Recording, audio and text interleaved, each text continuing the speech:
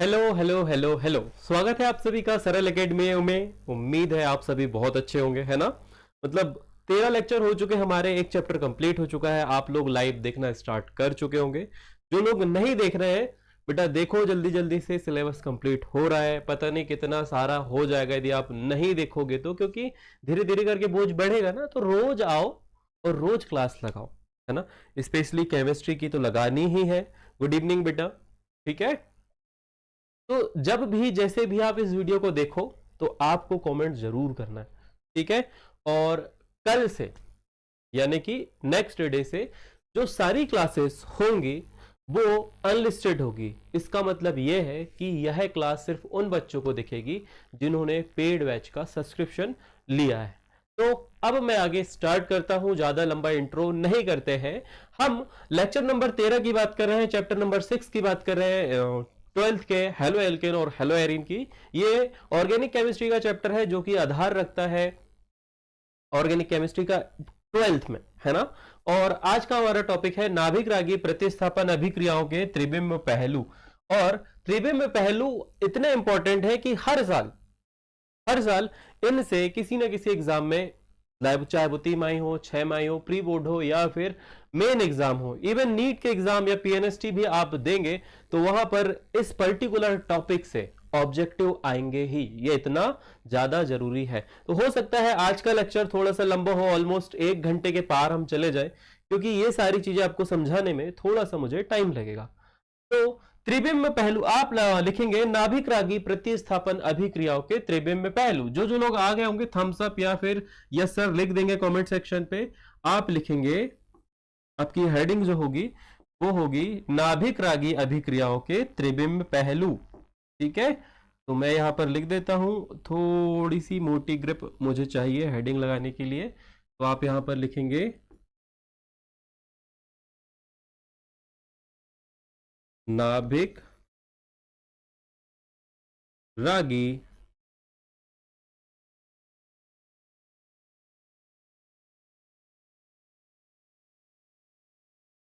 अभिक्रियाओं के त्रिबिंब पहलू, ठीक है। छोटी बड़ों की मात्रा जो भी है आप लगा लीजिएगा। आपको सिर्फ अभी हेडिंग डालनी है बच्चे। तो इसे अपन यहाँ ऊपर भेज देते हैं।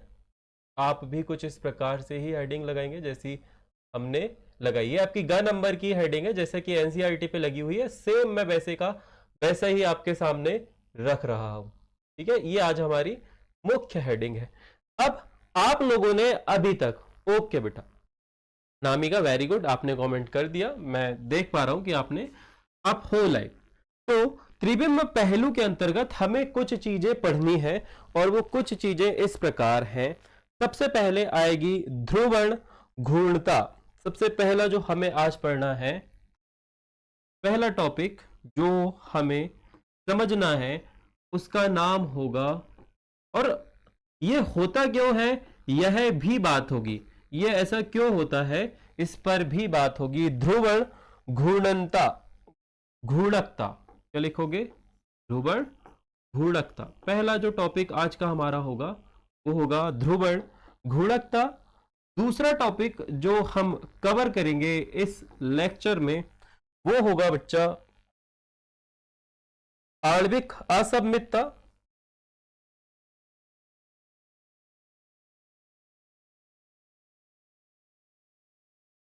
आणविक असममितता, या फिर जिसे बोला जाता है कायरलता। कल हल्का सा मैंने आपको बताया था कायरलता के बारे में। या फिर एक और इसका नाम है प्रतिबिंब रूप। जो एनसीईआरटी में एक एक चीज यहां पर लिखी हुई है हम सारी कवर करेंगे,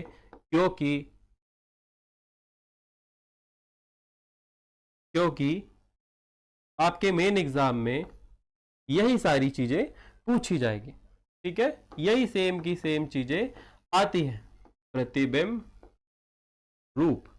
थर्ड नंबर पे आपको जो पढ़ना है वो है धारण। थर्ड नंबर पे आप जो हेडिंग लगाएंगे वो होगी धारण। सारी बातें खुलकर होगी, कैसे क्या होता है, धारण किसे कहते हैं, कायरलता क्या होती है, सारी बातें, ठीक है, तो बिल्कुल लास्ट तक बने रहना, एक एक चीज। अभी आपको जो हेडिंग डालनी है एक के नीचे एक, ये इस वजह से सर आपको बता रहे क्योंकि आपको नोट्स भी बनाने हैं ना, नोट्स भी हमारा उद्देश्य बनाना। और आगे धारण हो जाएगा, और धारण के बाद आप लिखेंगे रेशमीकरण। क्या लिखोगे बच्चा? रेशमीकरण। और जो था लास्ट हमारा बचेगा, एक्चुअली बुक में ना बहुत सारे पॉइंट जबरदस्ती में 3-3 4-4 बार रिपीट करके दिए हुए हैं, मतलब वो है एक ही चीज, लिखा बार बार गया। 5वां नंबर जो होगा वो होगा प्रतिलोमन। और प्रतिलोमन के बारे में भी मैं आपको बता चुका हूं। प्रतिलोमन भी हम धीरे धीरे करके, जब हमने SN2 अभिक्रिया पढ़ी थी तो वहां पर मैंने आपको बता दिया था कि विन्यास का प्रतिपन या फिर प्रलोमन, ये सारी चीजें एक दूसरे से कनेक्टेड है। ठीक है, तो ये चीजें आज हम पढ़ने वाले हैं और समझते हैं। रेशमीकरण है ये, रेशमी, मैंने गलत लिख दिया एक्चुअली, चलो इसे ठीक कर लेते हैं बच्चा, ये गलत लिखा हुआ है, इसे हम यहां पर लिखेंगे रेशमीकरण। ठीक है, मैंने रेमीकरण लिख दिया था, माय मिस्टेक, रेमीकरण। तो सबसे पहले हम बात करते हैं ध्रुवण घूर्णनता। सबसे पहला जो हमें पढ़ना है वो पढ़ना है ध्रुवण घूर्णनता। तो आप पहले हेडिंग लगा लीजिएगा, ये होगी ध्रुवण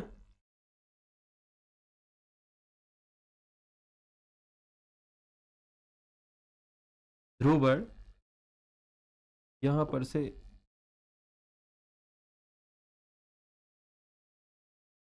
है ना, ये हो गया ध्रुवण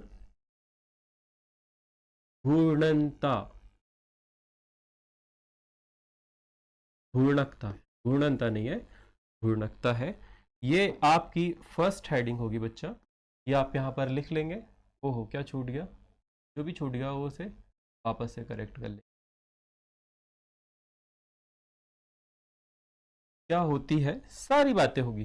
तो अब आपने SN1 और SN2 अभिक्रिया पढ़ा हुआ है, आपने SN1 और SN2 अभिक्रिया अभी तक पढ़ ली है।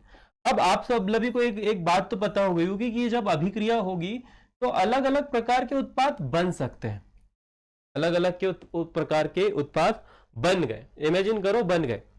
ठीक है, अब उन उत्पादों को लेकर हमने विलयन तैयार किया। हमने क्या तैयार किया बच्चा? विलयन तैयार किया। इसकी जरा कॉपी बना लूं मैं, ये हमने कॉपी बना लिया। ठीक है, ये दो पात्र हैं, हमने ऐसे सामने वाला इमेज रखा है, ऐसे वाला इमेज नहीं रखा, 3D इमेज रखा है। ठीक है, तो गोल 3D इमेज है ये, और इस पे बना हुआ है विलयन A और इस पर रखा हुआ है विलयन B। इसका कलर अपन कर देते हैं बच्चा व्हाइट, यहां पर व्हाइट विलयन भरा हुआ है, और यहां पर जो विलयन है वो है जलेबी जैसा येलो विलियन। ठीक है, ऐसे येलो विलियन भरा हुआ है, आप ऐसे भी कर सकते हो रे। ठीक है, ये एक विलियन भरा हुआ है इस पे, और इस पर जो है वो विलियन भरा हुआ है कुछ इस प्रकार से। ठीक, अब ये जो विलियन हमें प्राप्त हुआ है इस पर हमने प्रकाश भेजा। हमने क्या किया बच्चा? प्रकाश भेजा। अब आपको घड़ी की दिशा पता होना चाहिए। ठीक है, ये प्रकाश जो है विलयन पर डालने पर सीधा आना चाहिए, है ना। और मान लो ये प्रकाश जो है वो सीधा नहीं आ रहा, इस प्रकाश का जो तल है, इस प्रकाश का जो तल है, यदि यह तल मुड़ जाता है, यदि ये तल मुड़ जाता है, तो हम उस यौगिक को, हम इस यौगिक को या इस उत्पाद को जो है वो बोलेंगे ध्रुवण उत्पाद। क्या बोलेंगे? ध्रुवण उत्पाद या फिर ध्रुवण यौगिक। ठीक है, ध्रुवण उत्पाद यहां पर लिखा गया है, यहां पर यही बात कहेगी कि ऐसे उत्पाद को हम घूर्णक यौगिक बोलते हैं। क्या बोलते हैं? ध्रुवण घूर्णन यौगिक, इसे बोला जाता है ध्रुवण घूर्णक यौगिक। तो ऐसे यौगिक या उत्पाद जो समतल ध्रुवित प्रकाश को या समतल ध्रुवित प्रकाश के तल को मोड़ देते हैं, हम उन्हें ध्रुवण घूर्णक यौगिक कहते हैं। अब आपके पास में दो विलयन है, एक विलयन है ए, एक विलयन है बी। अब यहां से यदि ध्यान से देखोगे, यह हो गई है सुई की दिशा और यह है सुई के विपरीत दिशा। एक होती है सुई की ओर और एक होती है सुई के विपरीत। तो सुई के ओर वाली दिशा को बोला जाता है दक्षिण दिशा। क्या बोलते हैं? दक्षिण। और इसे बोला जाता है वाम। ठीक है। अब वो यौगिक जिस पर हम प्रकाश पुंज आपतित करें और यह सुई की दिशा में प्रकाश के तल को घुमा दे, सुई की दिशा में प्रकाश के तल को घुमा दे, तो ऐसे यौगिक को बोला जाता है दक्षिण ध्रुवण घूर्णक यौगिक। क्या बोलते हैं ऐसे को? दक्षिण ध्रुवण घूर्णन यौगिक।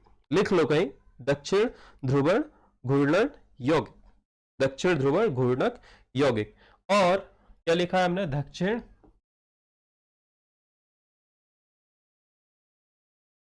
ध्रुवण घूर्णक यौगिक। ठीक है, दक्षिण ध्रुवण घूर्णक यौगिक इसे कहा जाता है। इसे जो हम दर्शाते हैं, इस यौगिक को हम डी रूप कहते हैं। क्या बोलते हैं? डी रूप। और इसे पॉजिटिव साइन के रूप में दर्शाते थे। जैसे कि मान लो हमने एक रासायनिक अभिक्रिया की और हमें प्राप्त हो गया CH3CH2CH2OH, मानना है तुम्हें, ठीक है। और इसके सामने प्लस ऐसे लगा हुआ है, इसके सामने क्या लगा हुआ है बच्चा? प्लस। तो इसका मतलब यह है इस यौगिक पे यदि हम समतल ध्रुवित प्रकाश आपतित करेंगे तो वह दक्षिण की ओर घूम जाएगा। इस वजह से यहां पर क्या लगा होगा? प्लस का निशान, या फिर यहां पर आपको D+ ऐसा कुछ लिखा होगा। ठीक बात। यह हो गया एक छोटा सा टॉपिक। अब मान लो आपने प्रकाश आपतित किया, ये भाई साहब जो है ये ऊपर की ओर चलेगा, यानी कि सुई की दिशा के विपरीत। तो हम इसे बोलते हैं वाम ध्रुवण घूर्णन यौगिक और इसे दर्शाया जाता है L से और इसके सामने लगाया जाता है माइनस का निशान। तो बस यही है ध्रुवण घूर्णक यौगिक। तो ऐसे यौगिक जो समतल ध्रुवित प्रकाश के तल को मोड़ दें, ध्रुवण घूर्णन यौगिक कहलाते हैं। यह दो प्रकार के होते हैं। पहली अवस्था वह होती है जब प्रकाश पुंज सुई की दिशा में घूम जाए, तो हम उन्हें बोलते हैं दक्षिण ध्रुवण घूर्णन यौगिक। इन्हें डी रूप कहा जाता है और इनके सामने प्लस का चिन्ह लगा होता है। ठीक बात। इसके बाद में इसके जस्ट विपरीत यदि प्रकाश का जो तल है वो घड़ी की सुई की विपरीत दिशा में चला जाए तो उसे हम वाम ध्रुवण घूर्णन यौगिक कहते हैं। इसे एल रूप या फिर माइनस द्वारा दर्शाया जाता है। Got it? आप लोगों को समझ में आ गया होगा। आगे हम समझेंगे कि ये उत्पाद बनते कब हैं। आगे हम ये समझेंगे कि ये उत्पाद बनते कब हैं। समझ में आ गया है बेटा? यदि आ गया होगा तो थम्स अप कर देना और हम आगे बढ़ते हैं। और कुछ कुछ अभिक्रियाओं में ऐसा होगा कि ये दोनों एक साथ बनते हैं, दोनों एक साथ बनते हैं, अणु सूत्र समान रहेंगे, तो हम ऐसे यौगिकों को ध्रुवण समावयवी यौगिक कहते हैं। क्या कहते हैं? ध्रुवण। मतलब अणु सूत्र समान होगा परंतु ध्रुवण जो है उनका एक का दक्षिण होगा, एक का वाम होगा, तो हम इन्हें ध्रुवण समावयवी यौगिक भी कहते हैं। गुड है। अब बात करते हैं दूसरी हेडिंग, जो कि अब आप पूरी लगाओगे। पहले सर ने शॉर्टकट पे लगाया था, अब आप लोग पूरी लगाएंगे। ठीक है। ये क्या हो गया भाई? एरियल व्यू आ गया था यहाँ पे गलती से। हमारे पास में थिक पेन है, इसकी डेंसिटी 8 है, इसकी 6.9 है। तो थिक पेन की अपन थोड़ी कम करते हैं, इस वाले की थोड़ी सी बढ़ा देते हैं। ठीक बात। अब दूसरी हेडिंग आप जरा लगाओगे। आपकी दूसरी हेडिंग होगी, दूसरी हेडिंग लगाओगे आणविक असममितता कॉमा कायरलता एवं प्रतिरूप। यहां पर आप लिखेंगे, यहां पर आप लिखेंगे, चलो मैं थोड़ा ऊपर लिखने का प्रयास करता हूं। यहां पर आपकी हेडिंग रहेगी, यहां पर आप लिखोगे आणविक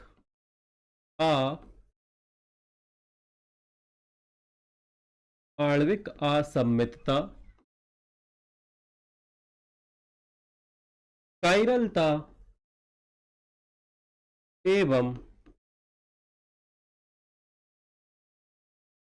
प्रतिबिंब रूप। क्या लिखोगे? प्रतिबिंब रूप। ये आपकी हेडिंग होगी, इतनी बड़ी हेडिंग है। और अब हमें इतनी सारी चीजें एक साथ समझनी है, तो कोई बात नहीं, सब समझेंगे धीरे धीरे, सब कुछ आएगा, एकदम से कुछ नहीं आएगा। बस तन मन धन सब कुछ यही लगाना है। धन तो आप दे चुके हो, बस मन लगा लीजिएगा, क्योंकि अभी फ्री है। फ्री की चीजों की लोग वैल्यू नहीं करते, पर तुम लोग कर लो, है ना? क्योंकि कुछ बच्चे बोलते हैं कि सर आपने पेड क्लास कर दिया, ऐसे थोड़ी होता है। तो तुम्हें बता दूं बच्चा, विगत 2 वर्षों से हम लोग YouTube पर बिल्कुल ही फ्री पढ़ा रहे थे। इवन पिछले साल के मिड सेशन तक सारे नोट्स भी हम लोगों ने फ्री रखा था।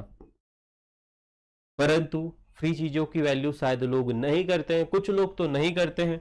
और हमें किसी भी प्रकार की कुछ बच्चे थे जिन्होंने डोनेशन दिया था, मतलब बहुत रेयर, आपने पुराने वीडियोस देखोगे तो वहां पर लिखा है 11 रुपए, तो वह भी नहीं मिलती थी, वह भी नहीं मिलती थी। अब जीवन है, जीवन यापन करने के लिए कुछ ना कुछ तो करना पड़ेगा, कुछ ना कुछ अर्निंग सोर्स होना चाहिए था।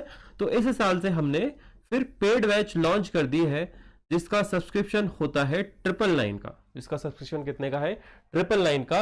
आगे धीरे धीरे इस बैच के सारे फीचर्स की बात करेंगे।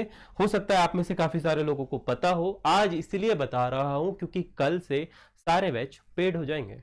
ये YouTube पर जो आप फ्री स्ट्रीम मुझे देख पा रहे हो, ये नहीं देख पाओगे, सिर्फ कुछ बच्चे ही देख पाएंगे, ऑफलाइन वाले बच्चे, जो हमारे ऑफलाइन बैच के बच्चे हैं वो, और जिन्होंने ऑनलाइन सब्सक्रिप्शन लिया है वो। बाद में ये वीडियो आपको हो सकता है 1 हफ्ते बाद, 2 हफ्ते बाद या 1 महीने बाद फ्री में देखने को मिल सकते हैं YouTube पर, ठीक है? तो अभी आप यदि लेते हो तो सारी चीजें कम में अच्छा सब्सक्रिप्शन आपको मिल जाएगा।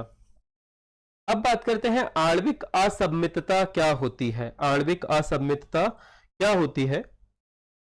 अब यहां पर आपने इस वाले पे देखा था बच्चा, यहां पर ये जो 2 यौगिक दिखे थे, इस पर ये आपने कहा था कि प्रकाश पुंज जो है वो एक पर नीचे गया, एक पर ऊपर गया, ऐसा क्या हो गया? ऐसा अणुओं के बीच ऐसी कौन सी क्रिया हो गई कि यह प्रकाश एक में नीचे और एक में ऊपर तरफ चला गया? तो यहां पर लुई पास्चर ने कुछ अणुओं को देखा, यहां पर लिखा हुआ है प्रॉपरली।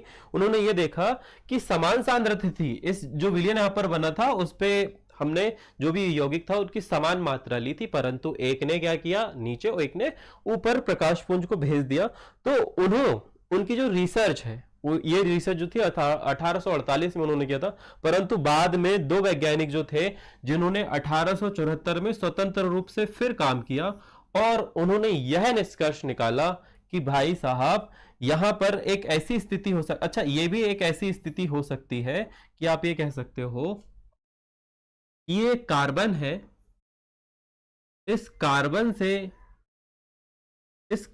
से जुड़े हुए जो आपके प्रतिस्थापी समूह है, यहां पर जो प्रतिस्थापी समूह है ये अलग अलग हो सकते हैं, ये भिन्न भिन्न हो सकते हैं। एक की संरचना ऐसी होगी बच्चा, हो सकता है दूसरे की संरचना जो है वो कुछ इस प्रकार से हो सकती है ना? ऐसी हो सकती है, अलग अलग हो सकती है। मैंने थोड़ा डिफरेंट बनाया, आप एक समझ लो कि इसमें OH इधर साइड है, इसमें OH इधर साइड है, तो ऐसी कुछ व्यवस्था हो सकती है। तो यहां पर यदि कोई कार्बन ऐसा है, कोई ऐसा बीच में एक कार्बन है जिससे जुड़े सारे प्रतिस्थापी समूह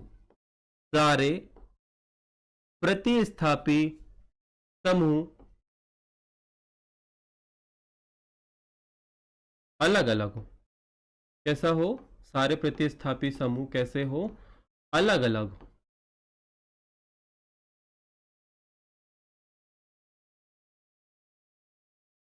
हाइड्रोऑक्सी, क्या बोलते हैं इसे? हाइड्रोऑक्सी। चलो यहां पर ये आएगा, तो यहां पर ये वाला जो कार्बन है, ये वाला कार्बन जिससे जुड़े हुए सभी प्रतिस्थापी और क्रियात्मक समूह अलग अलग है, प्रतिस्थापी एवं क्रियात्मक समूह है।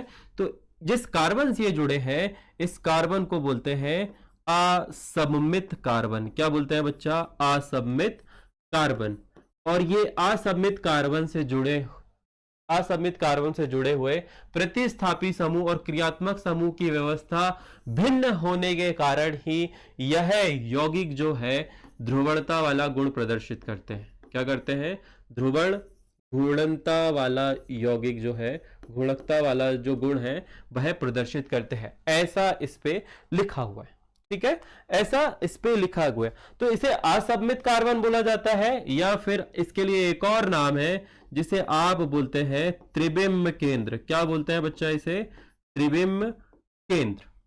ठीक, यहां पर आपने ये समझ लिया कि असममित कार्बन या फिर असममित अणु कौन है। तो ऐसी संरचना जिसमें कार्बन से जुड़े सारे प्रतिस्थापी समूह अलग अलग हो, अर्थात भिन्न भिन्न हो, वह कार्बन जो है वो असममित कार्बन या फिर त्रिबिम्ब केंद्र कहलाता है। ध्यान रखना, last year half yearly exam में ये ऑब्जेक्टिव 1 नंबर के लिए आया था। इसके बाद में मेन एग्जाम में धारण से रिलेटेड ऑब्जेक्टिव देखा गया था 2024 में। ऐसे अलग अलग एग्जाम में जो 12th के है एमपी बोर्ड लेता है, उस पर इस पर्टिकुलर टॉपिक से ऑब्जेक्टिव देखने को मिले गए थे। अब बात करते हैं हम कायरलता की। तो कायरलता के लिए असममित केंद्र का होना बड़ा जरूरी है। ठीक है, असममित केंद्र का होना बड़ा जरूरी है या फिर प्रतिलोमन का होना जरूरी है। अब कायरल क्या होता है? तो उस पर बात करते हैं। मान लीजिए हम एक गोला बनाते हैं। हम क्या करते हैं?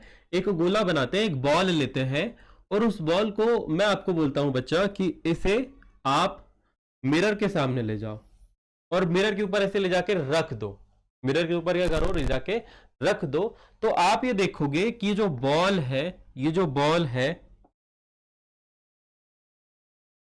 बॉल है ये अध्यारोपित हो जाएगी। किस पर अध्यारोपित हो जाएगी? मिरर पर। मतलब इसका प्रतिबिंब जो है मिरर के ऊपर जाके इसे अध्यारोपित होगा। जस्ट लाइक दिस, ये बॉल मान लो, मेरा हाथ जो है वो बॉल है और ये दूसरा इसका प्रतिबिंब रूप है। आप इसे ले जाके ऐसे रखोगे तो ये अध्यारोपित हो जाएगा। सीधे सीधे प्रतिबिंब रूप होता है, हम एक उल्टा प्रतिबिंब बनाते हैं।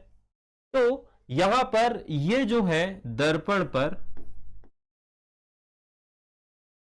पर इसका जो प्रतिबिंब है वो अध्यारोपित हो जाता है। तो ऐसे अणु जिनके प्रतिबिंब स्वरूप एक के ऊपर अध्यारोपित हो जाते हैं, प्रतिबिंब रूप स्वयं के ऊपर अध्यारोपित हो जाता है। तो जैसे गोल हो गया, है ना, गोल हो गया, ग्लास हो गया आपका। गोल और ग्लास का उदाहरण हमारी बुक में है। तो गोल और ग्लास की यदि हम बात करें तो ये एक दूसरे के ऊपर अध्यारोपित हो जाते हैं। और कल ही आपको एक और बात बता दी थी मैंने, कल एक बात आपको और बता दी थी कि यहां पर ये जो व्यवस्था होती है इसे विन्यास बोलते हैं। इसे क्या बोलते हैं? विन्यास कहा जाता है। अभी जरा मुझे एक बात बताओ, कितने लोग देख रहे हैं? फटाफट से जरा कमेंट करो कि हाँ सर हम हैं, हम लाइव है, आप जो कह रहे हो हमें समझ में आ रहा है। ठीक है, तो अब हम बात करते हैं गोले की। तो जो अणु के प्रतिबिंब स्वरूप एक दूसरे पर अध्यारोपित हो जाते हैं। उदाहरण के लिए ये मान लो कि हमने कल एक उत्पाद देखा था, ये वाला, है ना, ये वाला उत्पाद हमने देखा था। यहां पर कार्बन से जुड़े हुए प्रतिस्थापी समूह अलग अलग नहीं है। कैसे हैं? एक जैसे हैं। और इसका जो उत्पाद प्राप्त हुआ था, वो हमने देखा था कुछ इस प्रकार से था, है ना। ये इसका प्रतिबिंब रूप है। अब मैं ये कहूं कि आप इसे सेलेक्ट करो और इसे सेलेक्ट करके इसकी कॉपी बनाओ और इस कॉपी को इसके ऊपर रखो, तो देखोगे आप ये इसके ऊपर अध्यारोपित हो जा रहा है। क्या हो रहा है बच्चा? चलो ये थोड़ा सा बड़ा हो गया, ये देखो, ये इसके ऊपर अध्यारोपित हो गया ना।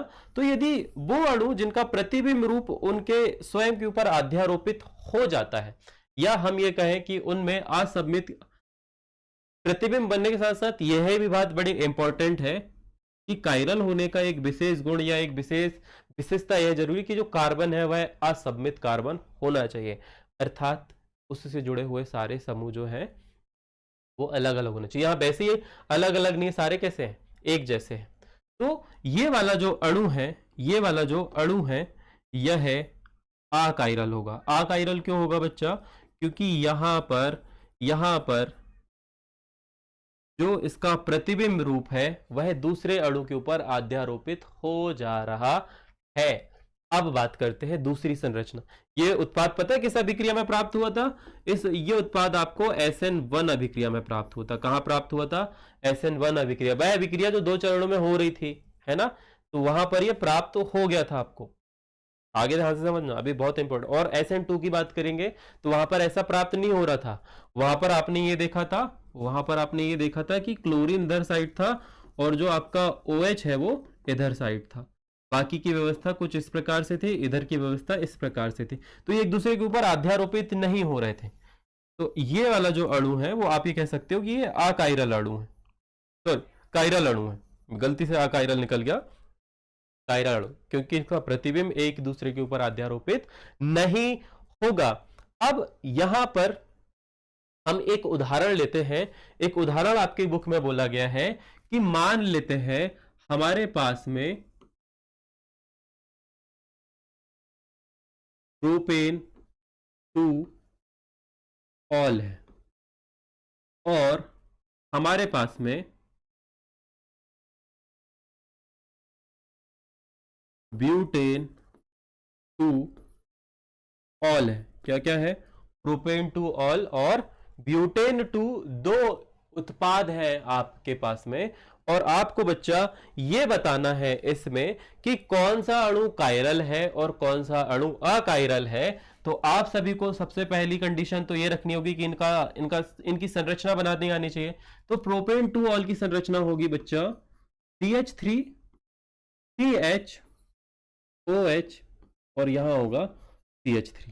ब्यूटेन 2 ऑल की संरचना कुछ इस प्रकार से होगी। यहां पर आप सबसे पहले ब्यूटेन लिखेंगे CH3 CH2 CH2 CH3, ठीक है। अब यहां पर क्या बोल रहा है? Butane 2 all. क्या बोला है बच्चा? ब्यूटेन 2 ऑल, अर्थात दूसरे कार्बन से आपका OH समूह जुड़ा हुआ है। ये हमारा दूसरा कार्बन है और यहां पर हमने OH समूह जोड़ दिया। अब हम इनकी संरचना बनाते हैं। अब हम इनकी संरचना, तो इसकी संरचना कुछ इस प्रकार से होगी, देखना ना। ये कार्बन होगा, इस कार्बन से एक और आपका CH3 समूह जुड़ेगा, एक और आपका हाइड्रोजन जुड़ेगा, एक और फिर से आपका CH3 समूह जुड़ेगा और एक और आपका OH समूह जुड़ेगा। अब इसकी बात कर लेते हैं। तो यहां पर बीच में एक कार्बन होगा, यहां आपका OH समूह होगा, ठीक है। और आगे जब आप आगे जाओगे तो आप ये कह सकते हो कि सर OH ये हो गया, हमने घुमा दिया तो CH3 ऊपर आ गया, यहां पर आ गया C2H5 और यहां पर आ गया हाइड्रोजन। तो ये कुछ इस प्रकार की संरचना है। बुक में थोड़ा आगे पीछे हो सकता है। अब हम बात करते हैं इन दोनों के प्रतिबिंब रूप की। जब हम इन्हें दर्पण पे देखेंगे, तो ये रहा आपका मुख्य कार्बन, इससे आपने जोड़ दिया किसे? OH को, ठीक। आगे जब आप जाओगे तो यहां पर आएगा H, यहां आएगा CH3 और यहां आएगा CH3। कुछ इस प्रकार से इसका ये स्वरूप होगा। अब इसकी बात करते हैं। इसका स्वरूप होगा, यहां पर कार्बन होगा, यहां पर OH होगा, इधर साइड CH3, यहां पर आप ये कह सकते हो C2H5 और यहां पर होगा आपका हाइड्रोजन, ठीक है। ये एक दूसरे का प्रतिबिंब रूप है।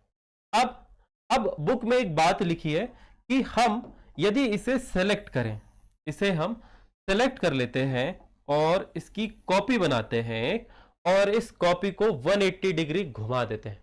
180 डिग्री घुमाने पे ये रहा 90 डिग्री और ये रहा 180 डिग्री, ठीक है।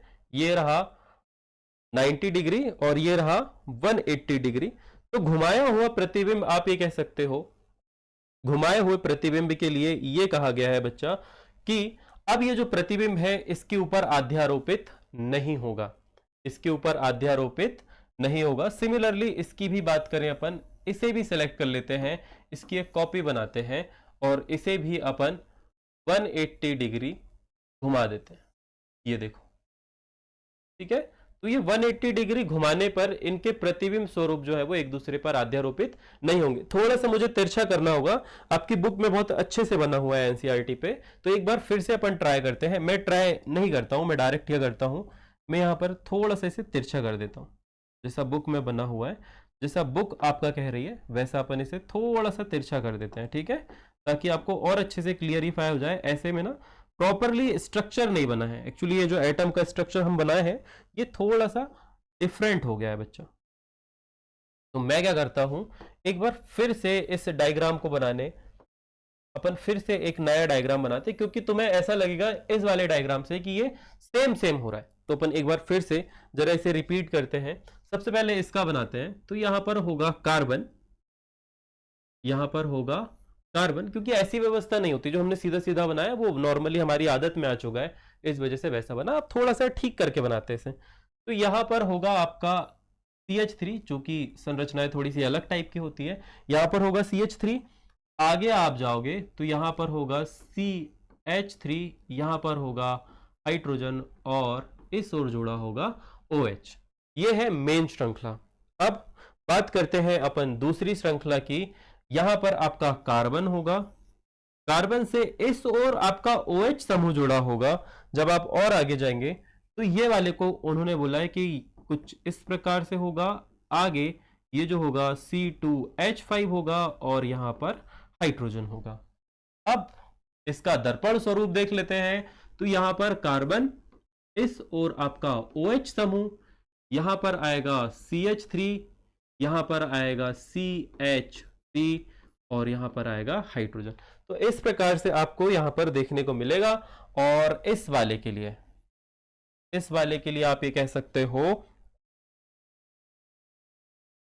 यहां ये वाला दर्पण स्वरूप ऊपर की तरफ आएगा CH3, यहां आएगा C2H5, यहां आएगा H और इस ओर आएगा OH। ठीक, अब यदि इन दोनों प्रतिबिंब को 180 डिग्री एंगल पर घुमाया जाए, यह दर्पण स्वरूप है, और इन प्राप्त दर्पण स्वरूप को यदि 180 डिग्री एंगल पर घुमाया जाए, अर्थात इतना, ये भी ऐसे है और हम इन्हें घुमा दें, तो हमें इनका कुछ प्रतिबिंब रूप इस प्रकार से प्राप्त होगा, घुमाया हुआ प्रतिबिंब। तो फर्स्ट सिचुएशन पे आप ये देखोगे कि यहां पर कार्बन होगा, यहां OH होगा। थोड़ा सा समझना पड़ेगा इसे, थोड़ा सा इसे समझना पड़ेगा। ये मेन अणु है आपका, जिसको आपने क नंबर की सीरीज बोली है।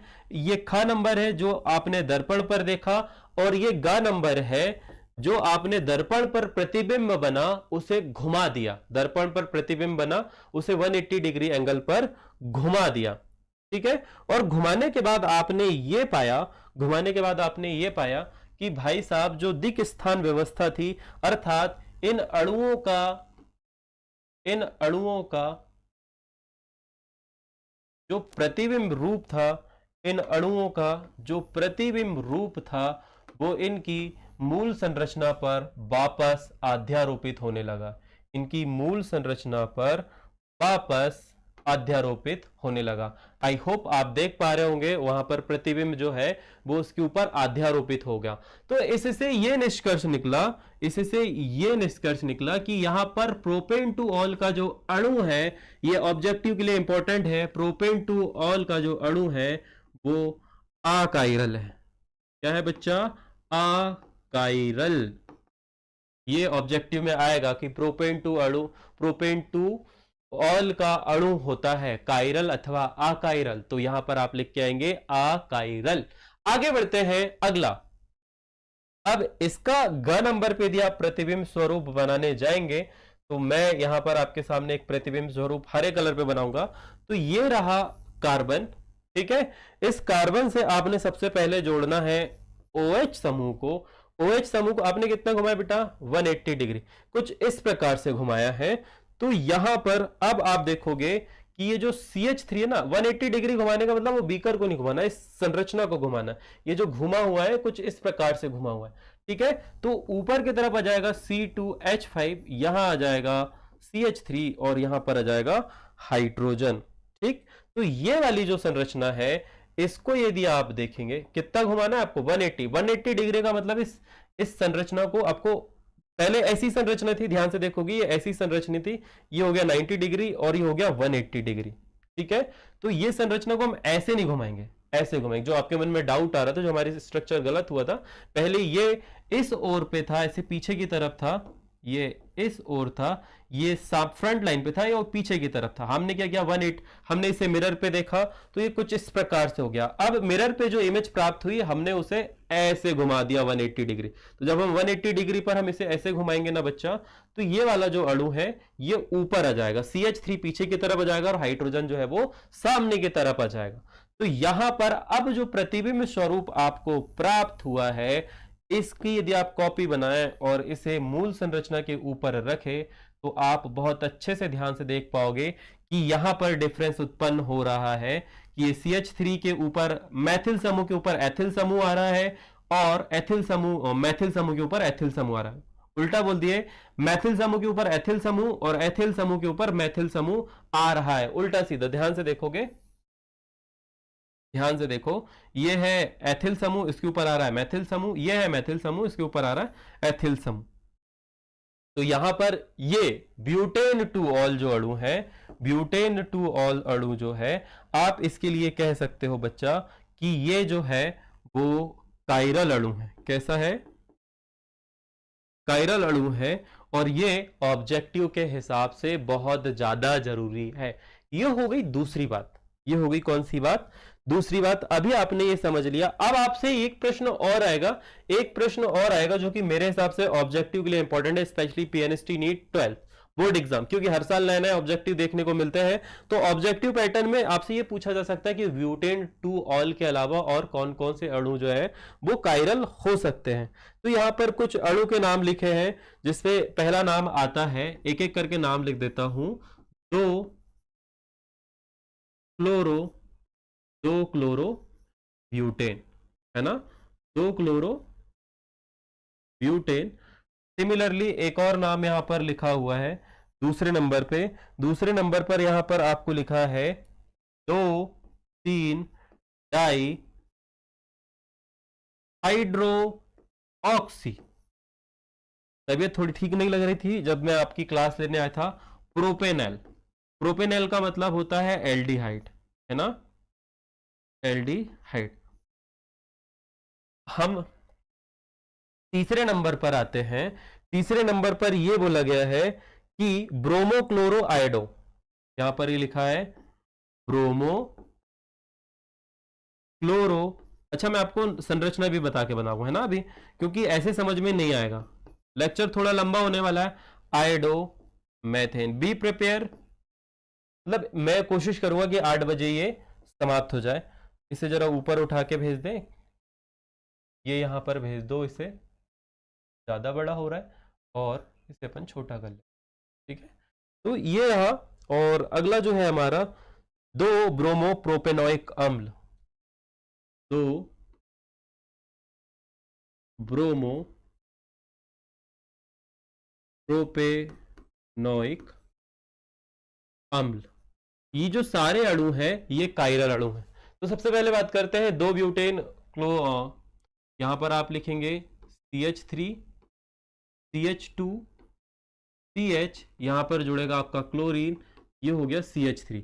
इसकी संरचना यदि आप बनाओगे तो आप बच्चा ये पाओगे कि यहां पर एक कार्बन है, आप ऊपर की तरफ CH3 जोड़ोगे, यहां पर आ जाएगा C2H5, यहां आएगा H और यहां आएगा क्लोरीन। इसका प्रतिबिंब स्वरूप जब बनाने को देखोगे तो सिमिलर ये वाला जो पैटर्न है ये फॉलो होगा 180 डिग्री। जब आप इसे ऐसे रोटेट करोगे तो CH2 समूह ऊपर की तरफ आएगा, CH2 समूह जो है वो ऊपर की तरफ आएगा। नाउ अब बात करते हैं 2,3 डाई हाइड्रोक्सी प्रोपेनॉल। तो प्रोपेनॉल आपको पता होना चाहिए मूल संरचना। आप 3 कार्बन बनाएंगे, सबसे पहले कितने कार्बन बनाएंगे बच्चा, 3 कार्बन। तो ये आपको सीखना है, ये आपको सीखना है, ये अभी आप बड़े कंफ्यूज होंगे। तो ऐसे कार्बन बनाओ, 4 डॉट लगाओ ऐसे प्रॉपरली, कार्बन 4 कार्बन बनाता है, इससे इसको जोड़ो, इससे इसको जोड़ो। अब आपको क्या बोल रहा है, प्रोपेनॉल। प्रोपेनॉल की संरचना ये कहती है कि भाई साहब आखिरी वाला जो कार्बन है, ओहो चलो ये ठीक है, यहां पर आखिरी वाला जो कार्बन उसके 2 इलेक्ट्रॉन से आप ऑक्सीजन जोड़ दो और यहां पर जोड़ दो H, ठीक है। यहां पर आ गई ये वाली संरचना। अब आगे जब आप जाओगे तो यहां पर एक से तो हाइड्रोजन जुड़ा होगा, एक से आपका OH जुड़ा होगा, यहां पर आपके 2 हाइड्रोजन होंगे और यहां पर आपका OH जुड़ा होगा। तो ये कुछ इस प्रकार के अणु की संरचना आपको देखने को मिलेगी। अब इसका प्रतिबिंब स्वरूप आप बना के देख लेंगे कि कैसे यहां पर आप ये बोल सकते हैं कि ये वाला जो केंद्र है ये एक असममित कार्बन का केंद्र होगा। तो यहां पर इससे जुड़े सारे समूह कैसे हैं? अलग अलग है। कैसे हैं बच्चा? अलग अलग है। ठीक है। और आगे जब आप जाओगे, आगे जब हम बढ़ेंगे, चलो इसे भी सिलेक्ट करके छोटा कर देते हैं। तो इस प्रकार से आप संरचना बना के देखोगे। क्लोरो ब्रोमो आयोडोमेथेन, तो यहां पर आप ये कह सकते हो कि एक कार्बन है, उस कार्बन से एक क्लोरीन जुड़ा है, एक ब्रोमीन जुड़ा है, एक आयोडीन जुड़ा है, ओहो, एक आयोडीन जुड़ा है और एक हाइड्रोजन जुड़ा हुआ है। ठीक है। अब इसका प्रतिबिंब स्वरूप देखोगे तो यहां कार्बन होगा, ठीक है, यहां क्लोरीन होगा, यहां आयोडीन होगा और यहां ब्रोमीन होगा। अब ये कुछ इस प्रकार की संरचना होगी, मैंने भली खड़े में बना दिया हो। यहां पर क्लोरीन होगा, यहां ब्रोमीन होगा और यहां आयोडीन होगा, तो यहां हाइड्रोजन होगा। ठीक है। इसे आप ऐसे 180 डिग्री घुमाओगे तो हो सकता है आयोडीन ऊपर आ जाए, आयोडीन ऊपर जाए, क्लोरीन के ऊपर ब्रोमीन आ जाए। तो इस प्रकार से प्रतिबिंब स्वरूप एक दूसरे के ऊपर अध्यारोपित नहीं होंगे। और ये वाली जो संरचना है, ये वाली जो संरचना है, इन्हें हम बोलते हैं कायरल संरचना। सर क्लास कब खत्म होगी? 8 बजे। कब खत्म होगी बच्चा? 8 बजे, क्योंकि आज ये टॉपिक खत्म करना है। इस टॉपिक के अंतर्गत बहुत ही ज्यादा इंपॉर्टेंट है। अब आपने ये देखा था कि यहां पर ये वाला जो है, दिस वन, ये जो है, ये सारे क्या है, यहां पर जो बने थे ख नंबर को जो हमने बोला था, इन्हें बोला जाता है प्रतिबिंब रूप। क्या बोलते हैं बच्चा इन्हें? इन्हें बोलते हैं, ये वाला जो है इसे बोला जाता है प्रतिबिंब रूप। किसी भी अणु की दर्पण इमेज को उसका प्रतिबिंब रूप बोलते हैं। दर्पण स्वरूप को क्या बोलते हैं? उसका प्रतिबिंब रूप बोलते हैं। अब नंबर लास्ट वाला, ओहो ये गलत आ गया, ये पता नहीं पुरानी पीपीटी चल रही है इस वजह से वैसा आ गया। तो अब मैं जरा इसे मिटा दूं, क्योंकि मुझे बहुत सारी चीजें लिखनी है, मुझे बहुत सारी चीजें लिखनी है इस वाले बोर्ड पे। अब हमारा अगला टॉपिक कौन सा है जरा देखो। अगला टॉपिक आपने शुरू में लिखा है धारण। अगला टॉपिक जो है हमारा वो क्या है? धारण किसे कहते हैं? बस बेटा ज्यादा नहीं, धारण, रेशमीकरण और प्रतिलोमन रह गया, जहां ये वाला लेक्चर जो है वो समाप्त हो जाएगा। अब थर्ड नंबर की हेडिंग आप लोग लगाएंगे जो कि होगी धारण। ठीक है। अब धारण के बारे में बात कर लेते हैं। धारण और प्रतिलोमन की बात अपन साथ में करेंगे। धारण और प्रतिलोमन जो है उसकी बात जो होगी वो साथ में होगी। मान लीजिए आप एक ऐसा यौगिक लेते हैं जिसका नाम जो है वो है 2 मैथिल ब्यूटेन 1, है ना, मैथिल 1 ऑल। क्या लिखोगे? हाँ, 1 ऑल। ये एक यौगिक है आपके पास में। अब आप बोलेंगे सर संरचना बना के बताओ, तो बच्चा वेरी गुड, मैं तुम्हें संरचना भी बना के बता देता हूं कि कैसे इसकी संरचना होगी। इसका कलर अपन व्हाइट कर देते हैं, थोड़ा सा छोटा कर देते हैं और यहां पर लिख, ये है आपका 2 मैथिल ब्यूटेन 2 ऑल। तो सबसे पहले ब्यूटेन की संरचना होगी, यहां पर आप लिखेंगे 4 कार्बन को प्रॉपरली, ऐसे 4 कार्बन आप बना देंगे। एक एक हाइड्रोजन हमने ये दे दिया।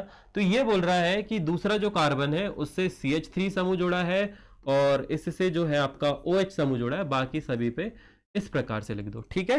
ये आपने 2 मैथिल ब्यूटेन की संरचना बना ली। क्या बना ली? 2 मैथिल ब्यूटेन की, अरे भाई क्या हो रहा है, 2 मैथिल ब्यूटेन की संरचना बना दी। अब इसका विन्यास बनाते हैं, इसकी जो एक्चुअल संरचना है उसका विन्यास बना। तो ध्यान से यदि आप देखोगे तो त्रिविम केंद्र कौन सा है? त्रिविम केंद्र पहचानना बहुत जरूरी है। तो आपका इस संरचना में जो त्रिविम केंद्र होगा बच्चा, वो होगा ये वाला कार्बन। इस वाले कार्बन को जब आप देखोगे, तो यहां पर एक कार्बन है, इस कार्बन से आगे इस कार्बन से आगे एक आपका समूह जुड़ा है जो कि है C2OH। ठीक है, ये first carbon, this is a second carbon, ये है थर्ड कार्बन, ये है फोर्थ कार्बन। तो 4 कार्बन ब्यूटेन, दूसरे कार्बन से मैथिल समूह मैथिल, और पहले कार्बन से ऑल समूह। तो ये आपका पहला कार्बन है, ये दूसरा कार्बन है। दूसरे कार्बन से आपने ये देखा, दूसरे कार्बन से आपने ये देखा बच्चा कि यहां पर आपका CH3 समूह जुड़ा है। कौन जुड़ा है? CH3 समूह जुड़ा है। इस और आगे की ओर आपने ये देखा कि यहां पर कौन जुड़ा है? हाइड्रोजन। और नीचे की ओर जब आप गए तो आपने देखा यहां पर CH2 CH3 जुड़ा है। यह एक संरचना है, यह एक संरचना है 2 मैथिल ब्यूटेन 1 ऑल की। ठीक है, अब हम क्या करेंगे, हम इस पर्टिकुलर उत्पाद, हम इस उत्पाद की अभिक्रिया करवाते हैं। हम क्या करते हैं, इस उत्पाद की अभिक्रिया करवा देते हैं HCl के साथ में। यहां पर ऊष्मा की आवश्यकता होगी, और जब HCl के साथ में अभिक्रिया होगी तो यहां पर Cl जो है वो OH को प्रतिस्थापित कर देगा, और OH जो है वो हाइड्रोजन के साथ चला जाएगा। प्लस माइनस का खेल है। तो अब यदि आप ध्यान से देखोगे, यदि आप ध्यान से देखोगे तो ये संरचना एज इट इज जैसी की वैसी है। ये संरचना एज इट इज जैसी की वैसी है, बस यहां पर हमने Cl ला के लगा दिया, और आपका जो उत्पाद बना वो बना H-OH। ठीक है, तो जो असममित कार्बन है, जिससे अलग अलग प्रकार के, भिन्न भिन्न प्रकार के आपके अलग अलग प्रतिस्थापी और क्रियात्मक समूह जुड़े हुए हैं, है ना, ध्यान से देखो, इनकी व्यवस्था में कोई परिवर्तन हुआ क्या? नहीं हुआ।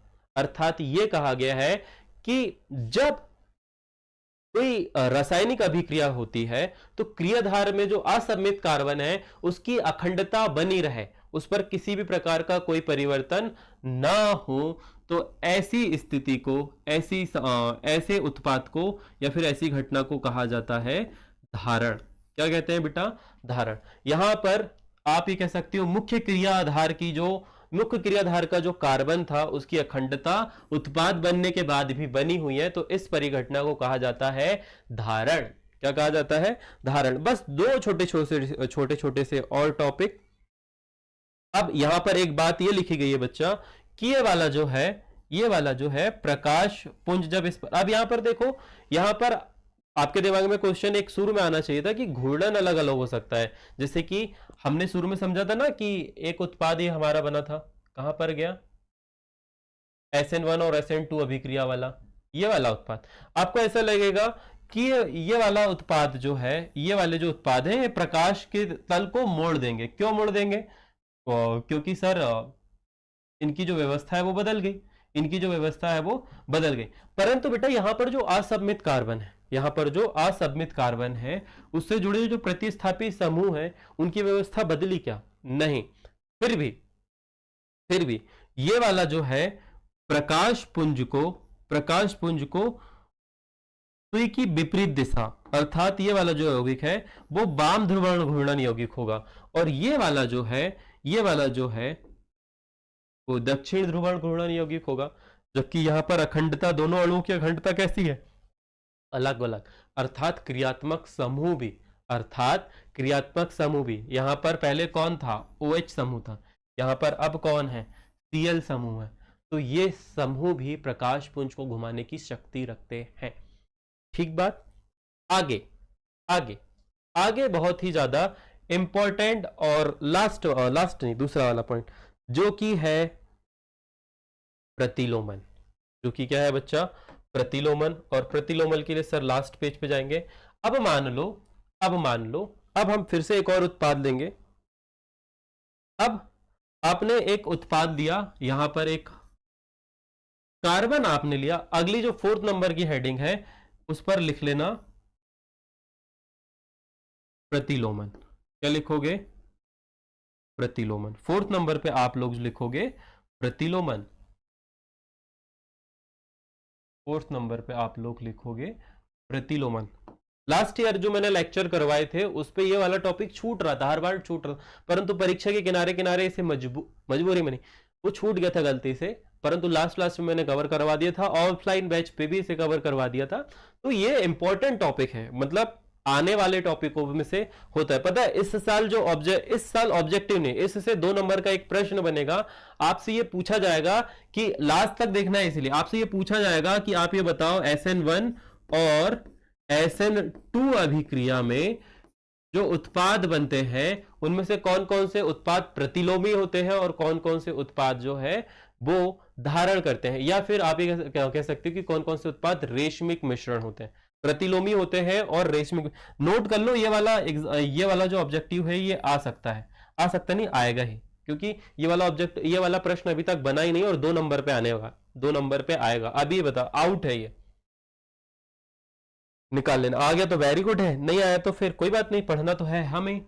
यहां पर आप लिखो, वैसे मेरे हिसाब से मेरे को पता नहीं, ऐसी इंस्टिंक्ट सारी कि ये वाला प्रश्न जो है वो आ सकता है। SN1-2 अभिक्रिया में कौन सी अभिक्रिया जो है वो प्रतिलोमी होती है और कौन सी अभिक्रिया जो है वो रेशमिक मिश्रण देती है। तो ये वीडियो के आखिरी में इस प्रश्न का आपको आंसर दिया जाएगा, तो बिल्कुल बने रहना। यहां पर आपका हाइड्रोजन होगा, आगे जब आप जाओगे यहां पर CH3 होगा और यहां पर आप ये मान सकते हो कि हैलोजन जुड़ा हुआ है। तो ये आपका है का नंबर, ये है आपका का नंबर।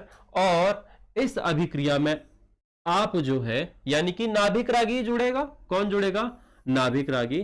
तो हम ये मान रहे हैं कि एक दूसरा समूह नाभिक रागी जो है वो Y है। अब ये 2 तरह से जुड़ सकता है। कैसे जुड़ सकता है बच्चा? 2 तरह से। तो पहली स्थिति जब Y जुड़ेगा, पहली स्थिति जब Y जुड़ेगा, और Y जब जुड़ता है, इसे यहां पर से अभी मैं मिटा देता हूं ना, ये मूल संरचना है। ये क्या है? मूल संरचना है। तो हम इसकी कॉपी करते हैं, हम इसकी कॉपी करते हैं और सीधे सीधे एक प्रतिबिंब स्वरूप बना लेते हैं यहां पर, और यहां पर से मिटा देते हैं x को। आपको मिटना है भाई साहब, मिट जाइए प्लीज। नहीं मिट रहे तो एक काम करते हैं, ऐसे मिटा देते हैं। मिट गया। तो यहां पर आपने जोड़ दिया किसको? यहां पर आपने जोड़ दिया अब Y को। और दूसरी स्थिति आप ये बनाते हैं, दूसरी स्थिति में जो आपको प्राप्त होता है उत्पाद, यहां पर कार्बन होगा, यहां पर C2H5 होगा। इस ओर जब आप गए तो यहां पर होगा आपका कौन? यहां पर होगा आपका CH3, यहां पर होगा हाइड्रोजन और यहां पर आपका जुड़ जाएगा Y। कुछ इस प्रकार से ये आपकी खा नंबर की इमेज है। एक गा नंबर की हो गई और एक खा नंबर की हो गई। तो यदि आपके का नंबर की स्थिति आती है, यदि आपके का नंबर की स्थिति आती है, तो ऐसी अवस्था को कहा जाता है धारण। ऐसी अवस्था को क्या कहा जाता है? धारण। इस यौगिक में कार्बन की जो असममित कार्बन की इसकी त्रिविम व्यवस्था है उस पर कोई भी प्रभाव नहीं पड़ा, उसकी अखंडता जैसी की वैसी है। परंतु यहां पर आपको प्रतिबिंब स्वरूप प्राप्त हो गया। यहां पर जो हैलोजन आपका जुड़ना चाहिए था, या जो भी क्रियात्मक समूह है जो इस ओर जुड़ना चाहिए था, वो इस ओर जुड़ गया, अर्थात त्रिविम व्यवस्था भंग हो गई। जो दूसरा उत्पाद है वो इसके विन्यास को प्रभावित कर गया। तो ये वाली जो स्थिति है इसे कहा जाता है प्रतिलोमन। इसे क्या कहा जाता है बच्चा? प्रतिलोमन। जब किसी उत्पाद पर हम किसी दूसरे अभिकर्मक की अभिक्रिया करवाएं और जो प्राप्त उत्पाद हो उसमें उस उत्पाद की त्रिविम व्यवस्था या फिर विन्यास जो है वो अलग हो या प्रतिबिंब रूप हो, तो ऐसी व्यवस्था को प्रतिलोमन कहते हैं। ऐसी घटना को क्या कहते हैं? प्रतिलोमन। अब आता है सबसे लास्ट वाला पॉइंट, जो कि आज के इस टॉपिक का सबसे अंतिम पड़ाव है, सबसे अंतिम चरण है, और वो है 5वें नंबर का पॉइंट, जो कि है रेशमिक मिश्रण। जो कि क्या है? रेशमिक मिश्रण, या फिर आप रेशमीकरण बोलते हो। रेशमिक मिश्रण भी पढ़ेंगे और रेशमीकरण भी पढ़ेंगे। रेशमीकरण लास्ट टॉपिक है ये, रेशमीकरण। अब आपने अभिक्रिया करवाई और उस अभिक्रिया के परिणाम स्वरूप आपको 2 अलग अलग उत्पाद प्राप्त हुए। 2 अलग अलग उत्पाद बोले तो सर आपको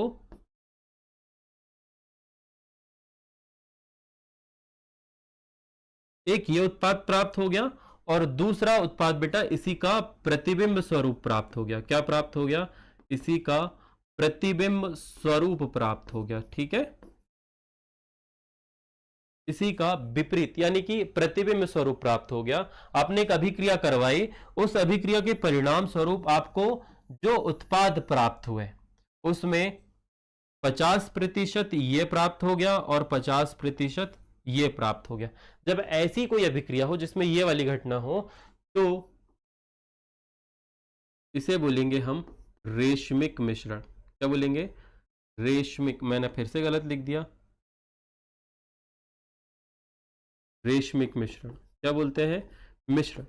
अब मान लो ये आपने बाहर से मिलाया, अभिक्रिया में ये प्राप्त नहीं हुआ, आपने दो अलग अलग उत्पादों को जो कि प्रतिबिंब स्वरूप थे एक दूसरे को, आपने उसे आपस में मिलाया, अर्थात 50% मुख्य उत्पाद और 50% उसी उत्पाद का प्रतिबिंब स्वरूप। ऐसे यदि बोले तो 50% वाम ध्रुवण यौगिक और 50% दक्षिण ध्रुवण यौगिकों का आपने मिश्रण किया। साइंटिफिक परिभाषा तो यही कहती है, 50% वाम ध्रुवण यौगिक और 50% दक्षिण ध्रुवण यौगिक को आपने लिया और उसको मिलाया। तो इस मिलाने की जो घटना है, इस मिलाने की जो प्रक्रिया है, उस प्रक्रिया को ही बोला जाता है रेशमिक मिश्रण। उस प्रक्रिया को ही क्या बोला जाता है? रेशमीकरण। रेशमीकरण। मिश्रण को रेशमिक मिश्रण बोलते हैं और प्रक्रिया को रेशमीकरण कहते हैं। डन। यहां आके टॉपिक खत्म। अब आज का सबसे मुख्य इंपॉर्टेंट और महत्वपूर्ण टॉपिक जो कि सर शुरू वाले पेज में करवाएंगे, जिसकी कोई आवश्यकता अब आपको नहीं है, आई होप आप सभी लोगों ने लिख लिया होगा कि SN1 और SN2 अभिक्रिया में क्या क्या बनता है। तो सबसे पहले आपने ये देखा था कि यहां पर कार्बन था, इस ओर क्लोरीन जुड़ा था, क्लोरीन के साथ में यहां पर प्रॉपरली हाइड्रोजन परमाणु जुड़े हुए थे और हाइड्रोजन परमाणु के लिए जब हमने इसकी अभिक्रिया NU के साथ करवाई थी बच्चा, तो NU पर होता है माइनस चार्ज, यानी कि इलेक्ट्रॉन घनत्व अधिक होता है, और यहां पर क्लोरीन पर भी माइनस चार्ज होता है। तो ये नाभिक रागी इस ओर से सीधे आक्रमण नहीं करेगा, ये क्या करेगा? क्लोरीन इसे विक्षेप दूर दूर फेंकेगा। तो अब ये पीछे की ओर से आक्रमण करता है। कहां से करता है? पीछे की ओर से आक्रमण करेगा और आपको विन्यास का प्रतिपन देखने को मिलेगा। क्या देखने को मिलेगा? विन्यास का प्रतिपन देखने को मिलेगा, अर्थात जो हाइड्रोजन परमाणु है वो एक ही तल पर आ जाएंगे और इस ओर से आपका NU जो है वो आ रहा होगा और इस ओर से आपका जो हैलोजन है अर्थात क्लोरीन, ब्रोमीन या आयोडीन है वो जा रहा होगा। ठीक है, तो शुरू का उत्पाद और आखिरी के उत्पाद में फर्क कुछ इस प्रकार से होगा बच्चा कि यहां पर मैं NU को अभी OH बोल रहा हूं, OH इस प्रकार से जुड़ा रहेगा और अब ये संरचना इस प्रकार से होगी। अच्छा, यहां पर जुड़े हुए प्रतिस्थापी समूह भिन्न भिन्न भी हो सकते हैं, ध्यान रहे, जरूरी नहीं कि हाइड्रोजन ही हो, अलग अलग समूह हो सकते हैं। तो ये वाली अभिक्रिया को आप सभी को नाम पता होगा कि इस अभिक्रिया को SN2 अभिक्रिया बोलते हैं, दोनों अभिकारकों की सांद्रता पर निर्भर करती है। तो यहां पर जो है ना विन्यास का प्रतिपन हुआ। अब यहां पर मान लेते हैं हम कि एक R समूह होगा, यहां पर R' समूह, अर्थात आप एक बोल लो कि यहां मैथिल समूह होगा, यहां एथिल समूह होगा, यहां हाइड्रोजन होगा, ये आ रहा होगा। तो ये दिक् स्थान व्यवस्था बदल गई। ठीक बात, बदली। तो SN2 अभिक्रिया जो है, SN2 अभिक्रिया जो है वो प्रतिलोमन दर्शाती है। क्या करती है बच्चा? प्रतिलोमन दर्शाती है। याद रखना, SN2 अभिक्रिया जो है वो प्रतिलोमन दर्शाती है। कारण क्या है कि यहां पर जो नाभिक रागी है वो कार्बन से पीछे की ओर से हमला करता है, यानी कि उस ओर से आक्रमण करता है जिस ओर इलेक्ट्रॉन की कमी होती है, या फिर आप ये कहें कि जिस ओर हैलोजन परमाणु जुड़ा होता है, हैलोजन परमाणु पर नेगेटिव चार्ज होता है और नाभिक रागी पर नेगेटिव चार्ज होता है। यह एक समान आवेश एक दूसरे को प्रतिकर्षित करेंगे, जिस कारण से नाभिक रागी सामने की ओर से नहीं बल्कि पीछे की ओर से जुड़ना प्रारंभ होगा। तो एक ओर से नाभिक रागी कार्बन से जुड़ रहा होगा, वहीं दूसरी ओर क्लोरीन या फिर हैलोजन परमाणु से दूर जा रहा होगा, जिस कारण से विन्यास का प्रतिपन होगा। प्रतिपन के कारण पे जो संरचना है वह बदल जाएगी। ठीक है, इसमें नाभिक रागी जो है वो एक ही ओर से आक्रमण कर सकता है, उसके पास सिर्फ एक ही हिस्सा है। आप यही भी लिख सकते हैं कि SN2 अभिक्रिया में नाभिक रागी सिर्फ एक ही ओर से आक्रमण कर सकता है। अब बात करते हैं SN2 अभिक्रिया, SN1 अभिक्रिया की। SN1 अभिक्रिया जो कि सिर्फ एक अणु की सांद्रता पर निर्भर करती है। तो आप सभी को पता है कि यहां पर जो कार्बन होता है, यहां पर जो कार्बन होता है उससे जुड़े हुए आर समूह है ना, एक आर समूह यहां पर होगा, एक आर समूह यहां होगा, एक आर समूह यहां होगा और यहां पर आपका हैलोजन जुड़ा होगा। ठीक है, जब ये अभिक्रिया होगी तो आपने ये बोला था कि सर यहां से हैलोजन जो है वो इस कार्बन परमाणु का इलेक्ट्रॉन लेके भाग जाएगा और इस पर पॉजिटिव चार्ज आएगा बच्चा। और जब पॉजिटिव चार्ज आएगा ना तो ये जो संरचना है ये बदल जाएगी, ये संरचना जो है वो बदल जाएगी।